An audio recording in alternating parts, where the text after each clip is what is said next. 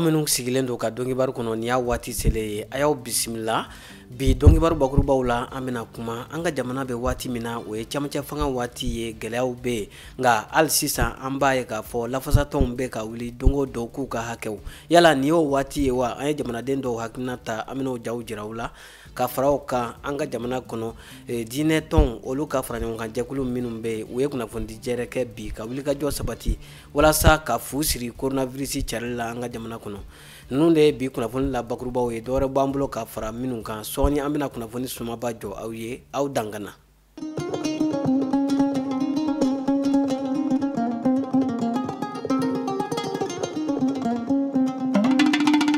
Ayo bisimila ko kura bi araba desamuru kalo tile 9 dɔnkibaru kɛnɛ kan i n'a fɔ an bɔra k'a fɔ aw ye bakurubaw la cogoya min na an ka jamana bɛ camancɛ fanga waati la don o don an b'a ye k'a fɔ lafasatɔn dɔw bɛ ka wuli ka u ka hakɛ ɲini jamana fɛ gɛlɛya bɛ jamana fantan naani bɛɛ lajɛlen fɛ coronavirus dɔ b'a la ka fara o banabaatɔw kan an ka jamana kɔnɔ yala nin ye hakɛ ɲini waati ye faso fɛ wa mɛn dan ye mɛn tigila ye an ka kibaruya ɲininaw ye minnu salo kɛ dugu kɔnɔna na o ye maa dɔw hakilina ta an ka jɛ k'an ɲɛmada o fɛ.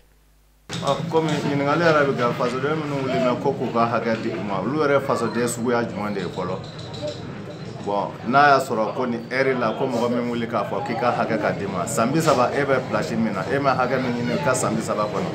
san kelen ni dɔɔni kɔnɔ mɔgɔ e bɛna k'e bɛna o hakɛ ɲini o bolo o tɛ jamana jɔ ye o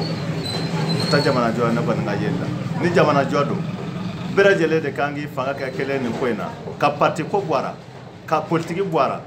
k'i fanga ka kɛlɛ n'an bɛ fɛ ka yuruguyurugu kɔni kɛlɛ ka bɔ yen bɛɛ k'i fanga ka kɛlɛ pour que nin transition in ka ɲɛ a kɛbaaw bolo bon an bɛ fɛ ka labɛn min kɛ ka fanga kura sigi o fanga kura ka na ni tilennenya ani laadiriya a kana o sɔrɔ yen mais n'olu wulila sisan transition baarakɛla ninnu k'u bɛ ka baara o baara kɛ u bɛ wuli ka kale da o yɔrɔ dɔ la nin ye kale da de ye hakɛ ɲini tɛ o u bɛ ka ɲini ka kale de da u ɲɛ k'u ka baara lasegin kɔfɛ. Bon vraiment an bɛ waati min na nin don waati ye n'u kɔni sera k'u ka hakɛ ɲini bila ka fanga kura sigili kɔnɔ an bɛ se k'a fɔ ko fasojɔlaw don mais nin heure la ka wuli k'u b'u ka hakɛ de ɲini nin waati kɔnɔ an tɛ se k'u jate ko fasojɔlaw don fɛn min kɛra min ma kɛ min tora min kan ka kɛ an kan ka sigi k'o de ɲɛɲini ɲɔgɔn fɛ sisan an bɛ hakɛ ɲini n ko mankan wulila hakɛ kɔ dɔ de la o tuma minnu bɛ ka nafolo bɛɛ cɛ ka taa olu y'o cɛ ka taa kulu sigilen to mun na n'u ma wuli k'u ka hakɛ ɲini o waati. Mali problème mɔgɔ ma min faamu a ma commencé bi la o faama régime kɔrɔ minnu tɛmɛna olu de y'a ɲagami ka taga olu y'a ɲagami ka taa ala barika la an ko yɛlɛma de ka na minnu nana temps min b'u bolo 18 mois de don caman yɛrɛ bɔra a la u ka taa ninnu ma u ka fɛn kɔnɔna na an b'a fɛ Mali ka bila normal de la hakɛtigi bɛ ka hakɛ ka d'a ma mais a bɛ se ka sɔrɔ transition kɔnɔna na donc bɛɛ k'i ka hakɛ fitinin min bɛ yen nɔ bɛɛ k'i ta in bila ka dusu in bila transition in ka ɲɛ n'o ɲɛna maa si tɛ tɔɲɔ Mali kɔnɔ tuguni est ce que y'a faamuya transition de mun n'o kɛ parce que an tun bɛ fanga min kɔnɔ ka kɔrɔ politicien fanga ninnu filɛ nin ye foyi tɛ ni suɲɛni fanga tɛ donc ninnu nana ka na régler de ni ala y'a kɛ n'a régler la bɛɛ ta bɛ d'i ma. Camancɛ fanga n'a fɔra camancɛ fanga kɔni o kɔrɔ de u nana kelen de kama n y'a mɛn jamana bɔra mɔgɔ wɛrɛ bolo ko mɔgɔ wɛrɛ kɛ na olu nalenw filɛ nin ni fédéruté d'uru ma n'u ko baara kɛ ni mɔgɔ wulila tuguni ko ka hakɛ ɲini o kɔnɔ ce qui veut dire nin t'o tuma ye o kɛtuma tɛ nin ye u b'u jɔ de u nana baara mun na ka na se élection na ni élection kɛra président bɛ na u n'o bɛ se ka a baara kɛ ɲɔgɔn fɛ n'o tɛ ninnu ka baara t'o ye maliyɛnw yɛrɛ wulila de k'a fɔ mɔgɔw kɛ na daniya mɔgɔw minnu bɛ taa n'a ye élection na ni élection banna ils n'ont que 18 mois u tɛ se ka fɛn bɛɛ ɲɛnabɔ o kɔnɔ c'est impossible. Vraiment ne hakilinata o ye dɛ a tɛ bɛn quoi o wulituma tɛ nin ye wa jamana mago tɛ nin na sisan. U k'a to transition mɔgɔw bolo u ka jamana basigi fɔlɔ ni min mago bɛ fanga la i bɛ se ka i ka fɛngɛ ladon ka kɛ président ye ni mɔgɔw wotiri ye i n'a kɛ président ye mais an bɛ waati min na sisan kɛlɛ waati tɛ nin ye jamana nin tɔɔrɔla jamana nin ɲɛna fo ka dama tɛmɛ ne y'a Modibo tile kɛ fo sisan ne b'a bɛɛ kalama. N ye sɔrɔsiya kɛ san 10 ni kɔ n y'o kɛ ka b'o la n bɛ retraite la sisan ko nin to sɔrɔsiw bolo k'u ka baara kɛ jamana nin tiɲɛna fo ka dama tɛmɛ ne yɛrɛ t'a dɔn an bɛ cogo min na bilen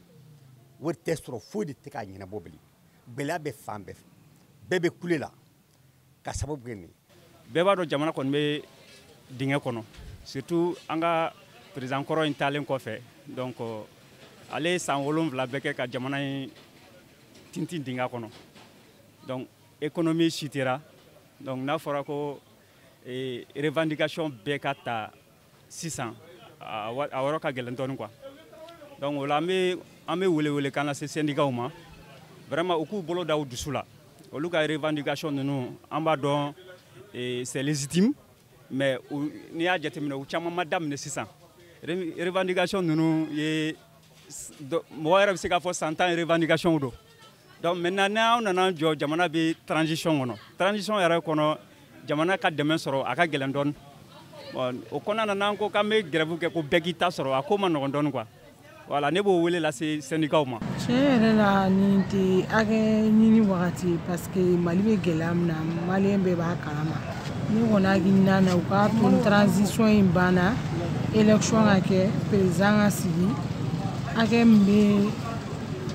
u bɛ hakɛ min ɲini wa u k'o ɲini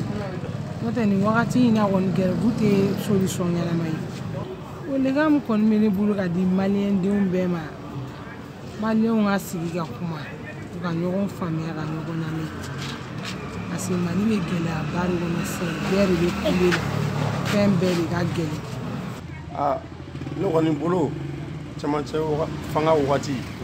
o tɛ hakɛ ɲini wagati ye faso fɛ mɔgɔ mɔgɔ i bɛ jamana in fɛ nin wagati la i tɛ wuli k'a fɔ k'i bɛ hakɛ ɲini an mɛnna nin ko in na dɛ mɔgɔ t'a fɔ mɔgɔ tɛ politique kɛ a y'a ko politique kɛ an sɔn n'o ma politique tɛ se ka kɛ jamana kɔnɔdenw kɔ an ye jamana kɔnɔdenw de anw bɛ ka degun min sɔrɔ nin ko in na an bololabaarakɛlaw ala de b'a dɔn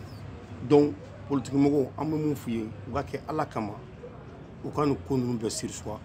u k'a to transition in ka kɛ basigi kɔnɔ élection ka organiser ni ala ye mɔgɔ min garijɛgɛ don a la o garijɛgɛ donna a la nin wagati tɛ kɛlɛ wagati ye o ladilikan min bolo k'a f'u ye an b'u deli ala yɛrɛ kama u ka to jamana in ka suma. maliyɛn bɛɛ kan ka mali de filɛ mali bɛ yɔrɔ min na bi bɛɛ k'i ta in to yen an ka jamana ka hɛrɛ filɛ fɔlɔ jamana ka intérêt filɛ fɔlɔ qui est l'intérêt supérieur l'intérêt général an bɛɛ ta bɛ se ka sɔrɔ o kɔnɔ on doit surseoir à tout on doit surseoir à tout pour appuyer la transition an filɛ gɛlɛya min wagati kɔnɔ u kana ni mesure ye ka siraw ta ka kɛwale kɛ mun bɛ se ka to jamana kɔnɔden maliyɛn yɛrɛ bɛ se ka lafiya cogo min na parce que le Mali a tellement de problèmes le Mali a tellement de problèmes à régler depuis 2002 que nous sommes dans une situation jusqu'à présent ma se ka bɔ a kɔnɔ le pays a besoin de nous tous denmisɛnninya tɛ ko ye hakili de bɛ se ka baara kɛ sa ka jamana bɔ nɔgɔ la bɛɛ k'i ta in to yen fɔlɔ an ka Mali ka intérêt filɛ an jɛra k'a fɔ ko ka fɛn dɔ ban n'a fɔra o fɛn kelen min kan y'u ban an kan ka jɛ de o talen ka kɛwale kɛ min b'a jira k'a fɔ an ye nin ban an tun bɛ nin sira nɔfɛ. fɛn min bɛ yen fo mɔgɔw ka o de faamuya fɔlɔ k'a fɔ ko ninnu mana sigi k'a fɔ ko ninnu ye président ye ninnu dabɔra de dɔrɔn kana jamana kana kɛ k'a fɔ ko ɲɛmaa t'a la quoi bon donc fasoden ɲuman yɛrɛ man ka wuli nin wagati in na k'a fɔ k'i bɛ wuli ka i ka hakɛ ɲini nin waati in na quoi jamana cɔrɔnen don bɛɛ b'a dɔn jamana bɛ cogoya min na ni an ma fɛɛrɛ kɛ n'i ma fɛɛrɛ kɛ n'i bɛ baara kɛ fɛn min b'a to ni jamana kɔnɔdenw bɛ lafiya ɲɛmaaw yɛrɛ bɛ lafiya i man ka wuli k'a fɔ k'i bɛ mankan wɛrɛ lawuli parce que ni mankan ni hakɛ ɲiniba in ni a farala ɲɔgɔn kan o fana bɛ k'a damana degun wɛrɛ de ye jamana kɔnɔna la o donc a bɛna kɛ sababu ye an bɛɛ bɛ degun quoi parce que degun tɛna to maa kelen ma donc ne kɔni bɛ min fɔ an bɛɛ lajɛlen ka lajɛ an ka sabali sisan tɛ hakɛ ɲini waati ye sinon an bɛɛ mago bɛ hakɛ de la hali ne min yɛrɛ bɛ kuma la ne ta ka jugu ni bɛɛ ta ye bon ne ta ka jugu ni bɛɛ ta ye bon donc ne kɔni ne bɛ min ɲini maliyɛn bɛɛ lajɛlen fɛ an bɛɛ lajɛlen an k'an sigi fɔlɔ an ka ala minɛ nin cɛmancɛ fanga in n bɛ se ka tɛmɛ hɛrɛ la cogo min na ka sɔrɔ mankan ma wuli a la a ka kɛ basigi la bɛɛ lajɛlen hakili sigilen na donc an ka dugawu kɛ nin mana tɛmɛ ni président wɛrɛ sigira an b'a ɲini ala fɛ fana a bɛna maa minnu bɛna fanga ɲini an ka ɲini ala fɛ a ka mɔgɔ yira an na mɔgɔ min bɛ se ka an ka jamana in bɔ dingɛ kɔnɔna la mɔgɔ min bɛ se ka an ka hakɛw lasegin an ma. ni o tɛmɛna ka bɔ yen Hollande jamana olu ka jɛkulu min bɛ an ka jamana kɔnɔ n'u ɲɛsin bɛ yiriwa ma u n'u cakɛɲɔgɔnw i n'a fɔ Oxfam ani ICCO u y'u ka lajɛ tako duruna kɛ bi sɔgɔmada in na Memorial Modibo Keita la min kɔni bolila funɛnkɛninw kan ani malikura dilali kan a kɛnɛ kan Aminata Daɲɔ ale ni Umar Tarawele olu tun bɛ Nefti Cuala u y'an sama min na an ka jɛ k'an ɲɛmadaw fɛ. Sifinw jɔyɔrɔ ka bon kosɛbɛ jamana ka ɲɛta ani yɛlɛma doni a ka taabolo dɔw la i n'a fɔ mara kɛcogo kabini san 2014 Programme de gouvernance locale redevable n'an k'a ma ko mara ni seko ale sigira sen kan n'a ɲɛmaya bi SNV ni a baarakɛɲɔgɔn fila bolo o ka laɲini ye ka u sen don jamana ka ɲɛta ni a yiriwali la ka jamanadenw kalanso ɲɔgɔn na kɛrɛnkɛrɛnniyala sifinnakaw Programme in sigili sen kan ani bi cɛ a ye baara caman kɛ ka ɲɛsin sifinw ale ni sigida marakɛbaw ma. Programme yɛrɛ ni ko n b'a ta en général a ye nafa mun ɲɛ bɛɛ lajɛlen o de y'a ye a ye jogo yɛlɛma de na parce que n'i y'a lajɛ an jeunes an jogo kun bɛ cogo min o yɛlɛmana o ye kelen ye a kɛra sababu fana ye an y'an intéressé an ka sigida fɛnw la an ka sigida ɲɛta yɛrɛ sigimɛ fɛnw la n'o y'an ka mairie an ka ASACO an ka CGS ani an ka AUEP ye donc a kɛra sababu ye k'o kɛ mais n'i ye ne yɛrɛ ɲininka n'i ko a ye nafa mun ɲɛ ne n tɛ se k'o nafa fɔ ka ban puisque a nafa fɔlɔfɔlɔ n kɛra formatrice ye projet fila la donc n kɛra formatrice ye recherche la VKT tɔgɔ la donc n'o ye ɲinini ye n kɛra formatrice ye fana ONG Wale tɔgɔ la ka musow bilasira avec la révolution 1325 an tun bɛ ka concours kɛ min kan o b'a fɔ ko maracogo ɲuman concours tun y'o de ye maracogo ɲuman i b'a dɔn n'a fɔra maire fɔlɔfɔlɔ commandant-lakaw olu de tun bɛ marali kɛ bon a nana b'o la sisan ka marali di maire ninnu ma donc i ka maracogo ɲuman i n'a fɔ a fɔlɔfɔlɔ yɛrɛ n'an bɛ taa yɔrɔjan maire yɛrɛ sigini ka taa an ka PDSEC n'o bi dɔw b'a fɔ ko plan quinquennal san 5 baara bolodani an taara duguw la ka taa olu hakilinaw fara ɲɔgɔn kan k'o ta fɔlɔ donc olu hakilinaw tani kɔ an nana o kɔnɔna de lagɛ baara min ka teli ka olu fara ɲɔgɔn kan et puis an ka conseiller fana an ka laadala tɔnsi ninnu kalo saba an b'o laadala tɔnsi ninnu kɛ ni tɔnsi balani fana min bɛ yen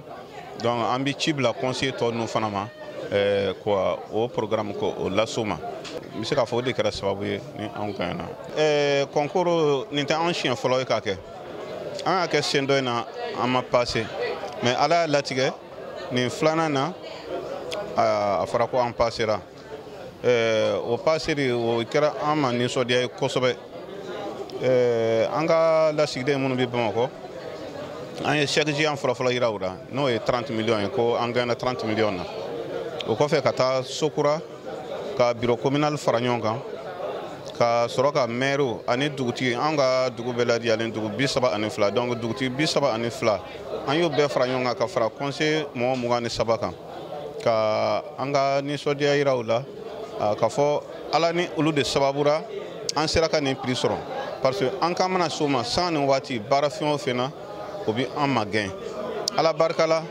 ne ye maire ka premier adjoint maire fana a kelen tɛ baara fosi kɛ a bɛ fɛn o fɛn kɛ a bɛ jama de fara ɲɔgɔn kan ka bɛn kelen kan ni conseil communal ni olu bɛnna min kan an bɛ sɔrɔ ka jamakuru tɔw fana wele ka u da yira u la n'u yɛrɛ y'a ye fiɲɛ bɛ yɔrɔ min na an bɛ ɲɔgɔn dɛmɛ ka o fiɲɛ ninnu labɛn n bɛ se k'a fɔ ala ni o kɔnɔnajɛ ani jɛ ka baara de sababura n bɛ se k'a fɔ ala ye sababu ɲuman kɛ anw ye an ka nin prix sɔrɔ n bɛ se ka min fara a kan miliyɔn 30 a warijɛ ma ta ka di anw ma ka tɛgɛ ni tɛgɛ a chèque dira an ma ko a wari fana fɔ ka baaraw de boloda minnu ye baara hakikaw ye wari ka sɔrɔ ka don da fɛ n bɛ se k'a fɔ anw ye baara 4 de boloda a baara fɔlɔfɔlɔ denmisɛnninw olu ka ɲɛnajɛso n'a bɛ f'a ma ko centre culturel denmisɛnninw ka centre culturel dɔw ko maison des jeunes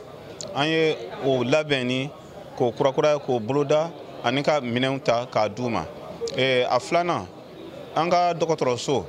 an ye ale fana boloda ka dɔgɔtɔrɔso ni fiɲɛ bɛ yɔrɔ minnu na ka u labɛn ka u dɛmɛ baara minɛ na a sabanan o ye an ka muso jɛkulu b'an fɛ olu bɛ to ka saniya kɛ waati bɛɛ u bɛ furanan ta ka yaala u bolo la i yɛrɛ b'a dɔn hali dɔw bɛ hali kasi nu t'u nu na donc an y'a boloda fana ka minɛ ɲini k'a d'u ma o ka se k'o baara kɛ ani a naaninan o ye kalan ye denmisɛnninw ka kalanso an y'o fana boloda ka se ka minɛnw ɲini k'a d'u ma min bɛ se ka kɛ sababu ye ka kalan fana yiriwa. Mara ni seko programme baaraw bɛɛ musaka bɔra Royaume des Pays-Bas de kunna. A bɛ taa i jɔ fo euro wari miliyɔn 16 ni dɔɔnin na. A ɲɛsilen don sifin 5000 de ma minnu sugantira ka bɔ jɛkulu 2000 bɔɲɔnko la Mali commune 180 kɔnɔ. A baaraw bɛɛ bɛ taa san 6 de la. A kɛnɛ ɲɛmaaya taara k'a di marako ministre de ma. Ne nisɔndiyalen don parce que consortium SNV ni ICO ni Oxfam ni t'u siɲɛ fɔlɔ ye. Jɔyɔrɔba de b'u la jamana in kɔnɔ. Donc u ka programme u bɛ jeunesse encadrer parce que hali n'i y'a lajɛ chaque année u bɛ commune 3 primer quoi. Commune minnu ka gestion ɲɛna chaque année u bɛ 30 millions di a commune kelen-kelenna bɛɛ ma 3 communes ça fait 90 millions. Donc o kɔni o ye koba ye dɛ. Donc a bɛ commune tɔw fana permettre u ka dusu ta n'i ye nin sɔrɔ cogo min 30 millions baara denni tɛ dɛ. Wari denni tɛ quoi. N'i y'a sɔrɔ ka bila kɛ caisse la e de b'a dɔn a bɛ se ka nafa mun ye. Question kɔni bɛ u accompagner quoi. Normalement n'u bɛ manifestation minnu kɛ u b'an convier. Bon ni gɛlɛya bɛ se ka s'u ma yɔrɔ minnu na comme an ka direction de fana bɛ commandement na préfet ni sous-préfet donc u bɛ se ka s'olu ma gɛlɛya min b'olu kan u b'a ɲɛfɔ olu ɲɛna u ka baara bɛ se ka nɔgɔya u bolo cogo min o y'an jɔyɔrɔ ye. Sifinw ka ɲɔgɔnlɔn labɛnlen dɔ yirala maaw la mara kɛcogo kan.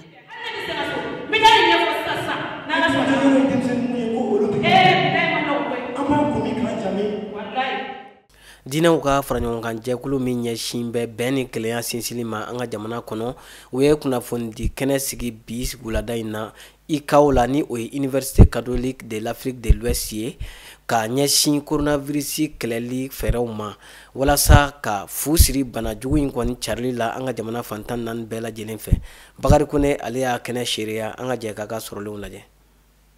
O ye situation min bɛ yen bi bana yɛrɛ yɛrɛ de daminɛna anw fɛ yan fɔlɔ min tɛmɛna o kun tɛ Mali ta ye o kun ye dunan minnu tɛmɛtɔ don bana b'u la ou bien maliyɛn minnu taara dunan dugu la o ni bana nana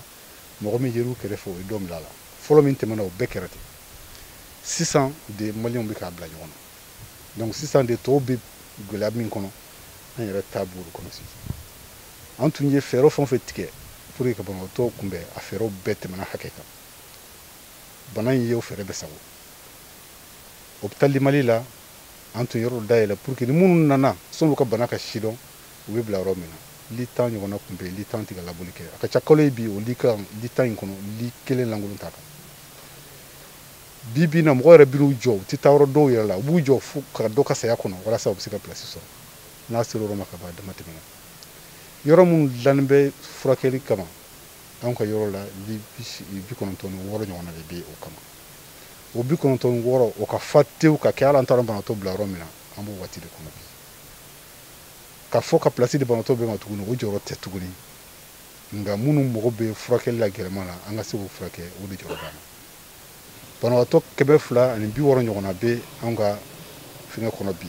an ye wolomali kɛ u la min ka ca kilancɛ ye k'u bila ka taa so sabula olu ta ka nɔgɔn minnu ta ka gɛlɛn k'olu garde o tɛ a bɛ mun fɔ bamanankan na woro karilen bɛ su sama n'a sera o yɔrɔ ma a dama tɛmɛna ni wolomali kɛlen ye fo ka na kɛ an bɛ gɛlɛmanw dɔrɔn de ta olu fana minnu bɛ taa u bɛna hakɛ min na a kisitaw ka dɔgɔ sabula minnu bɛ ka ɲɛfɔ chiffre minnu bɔra télé la nin o chiffre bɛ min yira la o ye minnu y'u ka diagnostic biologique kɛ minnu b'o kɛrɛfɛ n'olu ma se ka temps sɔrɔ ka don o kɔnɔ olu de ka ca bi sataw la 160 in kɔni tɛ